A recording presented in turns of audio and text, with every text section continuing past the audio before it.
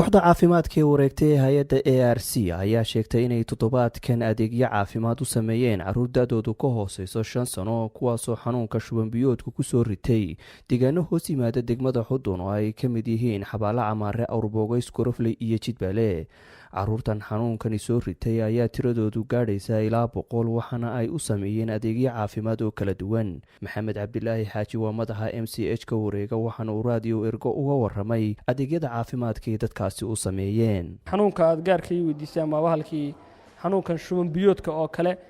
maalinba maalinka ka dambaysa way sii kordhaysaa baaxadiisa ama nambarka caruurta uu soo ridanayo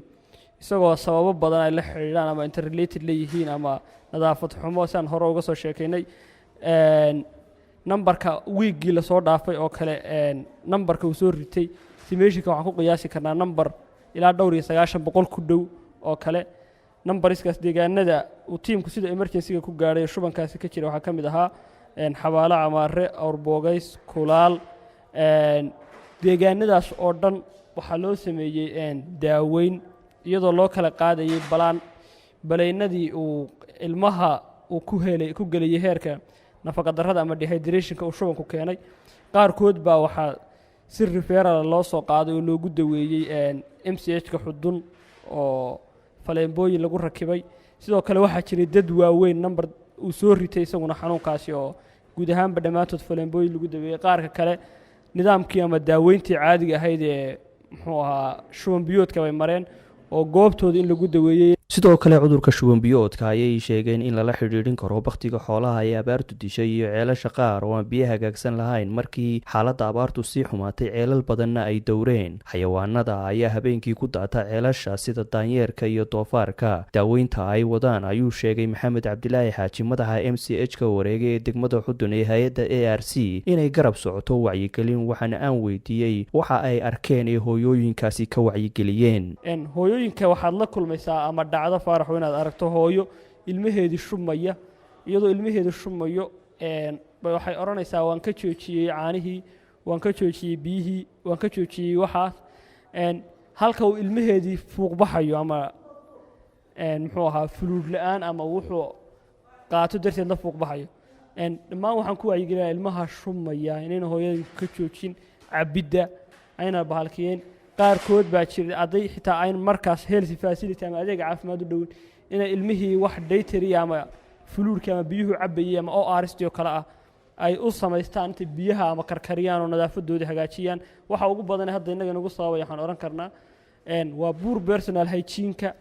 iyo muxuu ahaa iyo biyihii oo xumaaday. poor personal hygiene-kana markaan leenahay waxa weeye nadaafad darrada ilmaha haysata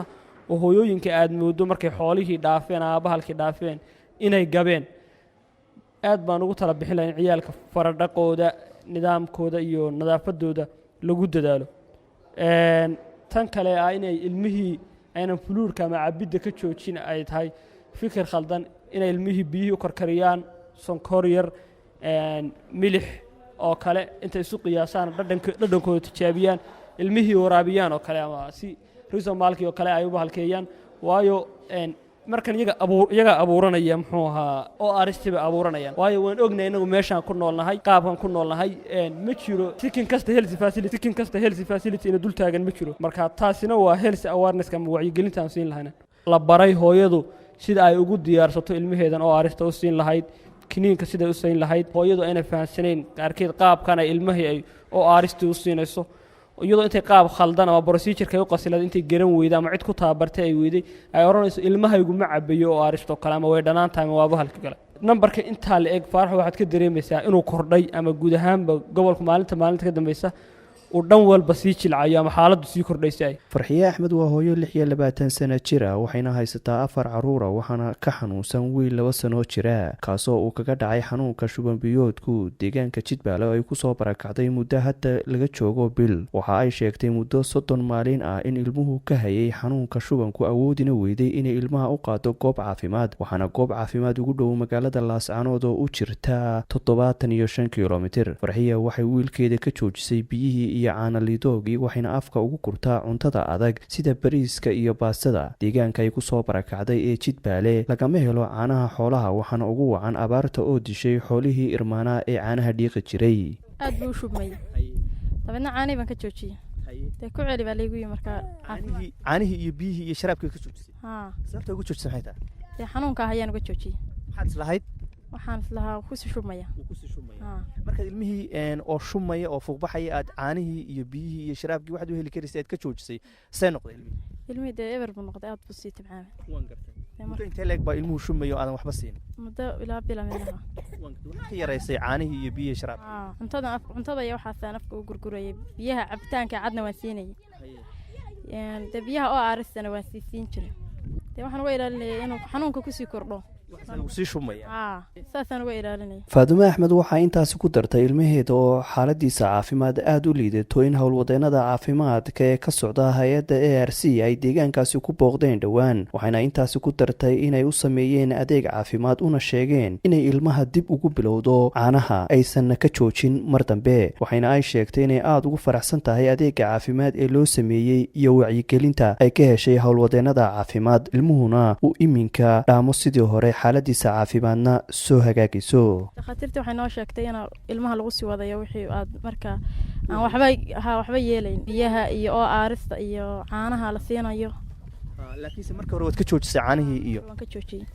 dee aad baan ugu mahadcelinaya ilaahay ha gargaaro annagana aad wax noo tare cabdilaahi cismaan cali waa aabele 8 caruura waana 45 sano jir waxaana uu ka mid yahay dadka reer miyiga ee kusoo barakacay deegaanka jidbaale oo bari ka xiga laascanood 75 kilomitir waxaana xanuunka shuban biyoodku ka haleelay gabar yar oo uu dhalay oo 1 sano jirtay taasoo uu sheegay in xilli habeena lagu soo booday wuxuuna intaasi ku daray in ilmahaasi ay ka joojiyeen waxyaabihii ay siinayeen sida biyihii iyo caanihii iyadoo dadka deegaankaasi degan ay aaminsanaayeen in ilmaha haddii laga joojiyo waxyaabaha la siinayo ee cabitaanka iyo biyaha uu ilmuhu shubanku ka istaagayo wuxuuna intaasi ku daray in muddo laga joogo hadda 12 maalin ay gabadha yar oo uu dhalay halkaasi ku geeriyootay waxaana uu sheegay in toddobaadka hor ay deegaankaasi soo gaadheen howlwadeenno caafimaad oo ka socda hay-adda a r c kuwaasoo u sheegay inaan ilmaha laga joojin cabitaanka iyo biyaha markuu shubanku haleelo waana kan isagoo ka warbixinaya ilmihii dee aad buu shumay ilaa 3 shuu shumayey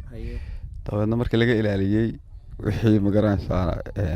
ama biyo ama caano ama sharaab sababtaad ugu ilaalisay ilmaha maxay tahay caanaha iyo biyaha wuu kusii shumayaaba waa kuba sii shumaya ilmuhu dabeedna markii dambe dhakhaatiirta noo sheegtay in intee casho ilmuhu shumaya markaa 3 casho marka waxaad ka ilaaliseen biyihii iyo sharaabkii iyo caanihii adigu dee magaranaysa reer miyiga waxaa la yidhi waa kusii shumayaaba yaa kugu yidhi adiga dee fikradda annagaa istusnayba hooyooyinka iyo idinka aaminsan waan gartay baa laga ilaaliya maxaa looga ilaalinayaana macnaha dee waa kusii shumayaaba waa kaga sii daraya shubankaa kusii badanaya waan gartay ilmihii markii aad ka ilaaliseen cabitaankii iyo sharaabkii iyo caanihii iyo maxaa dhacay